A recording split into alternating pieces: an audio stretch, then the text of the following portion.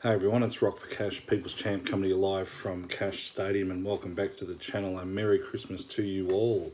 Here we are, we're back and we're doing a review of what week was it? 15 of the FNFL. But before we get on to that, we've got a bit of a song, one of Cash's faves, Skyhook's horror movie. Let's get this going in the background, sort of sums up the Cash's weekend really. So in the first game, like I said, a bit of a horror movie. Rock for Cash, 84.42, went down to Mitch's Mongrels, 119.64. Fuck's sake. Cash was about 22 points up halfway through this thing and the fucking team just stopped. So, don't know what happened there.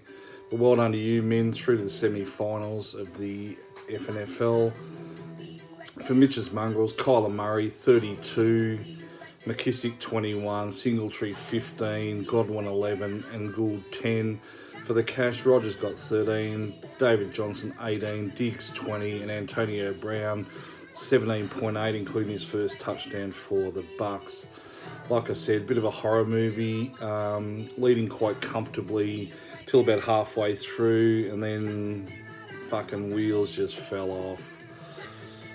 Been a bit lucky, his players pretty much doubled their scores from last week, which is really fucking annoying, but you know, that's the way the FNFL works. She's a bitch, she fucking gets you when you think you're doing well. She'll just pull you on the dick and say, hey, settle down big fella. So well done to you men, through to the semi-finals, so we'll see what happens.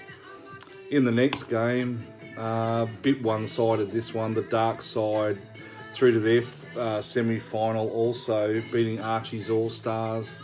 The reconditioned arseholes definitely fell out in here. Dark side 138.52, Archie's All-Stars 87.12.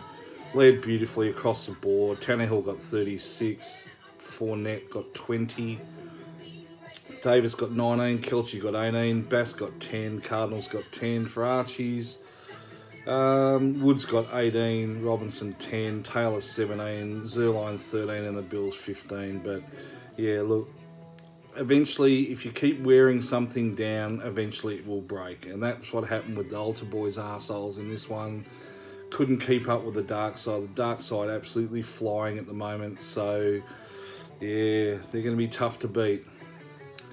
In the next game, talking about teams flying at the moment, we've got Moneymakers 9, absolutely demoralising Little River Giants. Moneymakers 153.66 to Little River Giants 76.76. So nearly, or did double their score, so fuck's sake. Moneymakers, Herbert 26, Henry 24, Jones 23, Brown 12, Jefferson 14, Andrews 15, Robinson 12, Cuckoo Kachu 11, Colts 13. First team this year to get all double figures for every player. Little River Giants, Goff 12, Hill 14, Gallup 10, Evans 14 and the Ravens 13. Some would say Coach Sean, Little River Giants, did coach above himself this year, but no, Cash doesn't think so. He's coached very well. Disappointed to see him out here, but yeah, the Moneymakers, they're flying. Good luck to them. And in the final game, came down to the last day actually. We needed Johnson and the Steelers defense to finally put an end to the Smooth Criminal. Smooth Criminal, our reigning Duty Bowl champ, went down 133.26 to Young Remix Killers 144.82. That's a 9 wins in a row to Young Cav, a new record in the FNFL. 11-point win over the reigning champ, a great effort by them. For the Young Remix Killers, Jackson got 28, Cook got 24, Chubb got 13, McLaurin 11, Johnson 15, Fant 16, Montgomery 28. And for Smooth Criminal, Josh Allen 36, wow, Swift 20, Ridley 27 and Gordon 22 and Blankenship 11. So the dream is over for Smooth Criminal to go back to back, and Young Cav moves forward into the semi-finals of the FNFL. So that's pretty much it. Just to recap, Mitch's Mongrels beat Rock for Cash, Darkside beat Archie's All-Stars, Moneymakers 9 beat Little River Giants, Young Remix Killers beat the Smooth Criminal. So just looking forward, a quick little look forward as to what's happening